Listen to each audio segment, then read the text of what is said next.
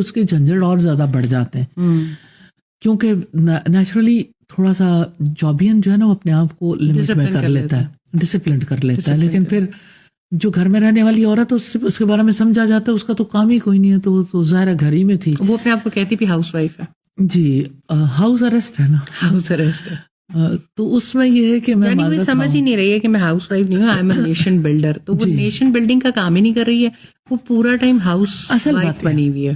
اصل بات یہ ہے کہ اسے تو نیشن بلڈر ہونا ہے، اسے تو اپنے بچوں کی تربیت کرنی ہے، تو بچوں کی تربیت کے لیے بھی تو وقت دینا چاہیے. جی بالکل، ہمارے جملے بھی درست ہو جائیں نا، اور ہماری جو ٹرمینالوجیز بھی درست ہو جائیں، تو آدھا کام تو ایوری ٹائم جب آپ کسی سے پوچھتے ہیں کہ آپ کیا کرتی ہیں تو لوگ کہتے ہیں میں ہاؤس وائف ہوں، اور اس کے اوپر کافی شرمندہ بھی ہوتے ہیں، اور کافی شرمندہ ہو کے بتا رہے ہوتے ہیں. کسی سے پوچھا آپ نے تعلیم کیا حاصل کیا، میں نے سمپل FA BA کیا. میں کہتی ہوں بھائی سمپل کیا ہوتا ہے؟ اللہ تعالیٰ نے آپ کو جس بھی فیلڈ میں پڑھنے کا موقع دیا، آپ کے پاس وہی میدان تھا کہ اس فیلڈ میں آپ کچھ کام کرتے، اور اپنی کسی بھی طریقے سے سوسائٹی میں اپنے بچوں کو، معاشرے میں اگر آپ کو کسی سبجیکٹ کا نالج حاصل کر رہے ہیں. تو یہ دو ٹرمینالوجیز مجھے کبھی سمجھ نہیں آ سکی کہ ایک ہاؤس وائف ہونا اور ایک سمپل FA BA کرنا. تو بہرحال اگر آپ ایوری ٹائم یہ کہیں کہ I am the nation builder, تو آپ تو واقعی اگلی آنے والی جنریشن کو بلٹ اپ کر رہے ہیں. اور یہ جو سارے موضوعات جن پہ ہم بات کر رہے ہیں، ان کی ذہنی، ان کی روحانی تربیت کے لیے، ان کی سماجی تربیت کے لیے کتنا بڑا رول ہے جو ایک عورت پلے کر رہی ہے، اور کر رہی ہے یقیناً ہمارے معاشرے میں. لیکن بس ایک ٹیگ ایسا غلط اس کے اوپر لگا دیا گیا ہے.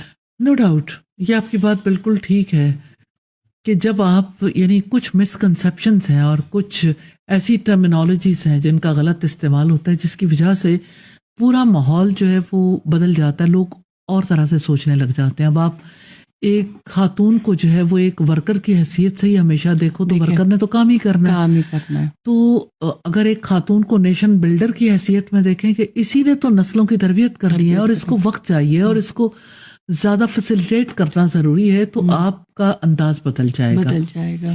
تو لیکن میں تیسری بات بھی کہنا چاہتی ہوں کہ خاتون کو خود بھی ڈیسائیڈ کرنا ہے، سوچنا ہے کہ اسے کیا کرنا ہے.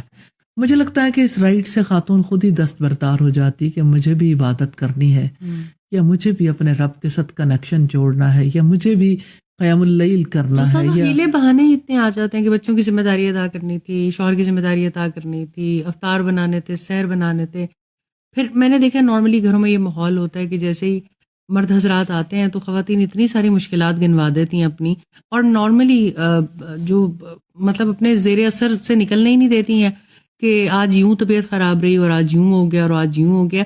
یعنی مرد بھی بہت مشقت کا کام کر کے آ رہا ہوتا ہے، لیکن عورت کی شاید یہ نیچر ہے کہ وہ تھوڑا سیلف پٹی کا شکار ہو جاتی ہے معذرت کے ساتھ.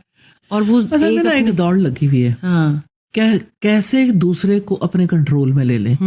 مرد عورت کو کنٹرول کرے، عورت مرد کو کنٹرول کرے. بھائی آپ کی زندگی کا یہی مقصد ہے، آپ اپنے آپ کو رب کے کنٹرول میں دے دیں اور جو وہ چاہتا ہے وہ کر لیں. اور پھر یہ ہے کہ آپ نے ابھی جیسے بات کی کہ عورت کی کچن کی مصروفیات ہیں، گھر کی مصروفیات ہیں، میں یہ چاہتی ہوں کہ عبادت انہی مصروفیات کے ساتھ کر لیں. جی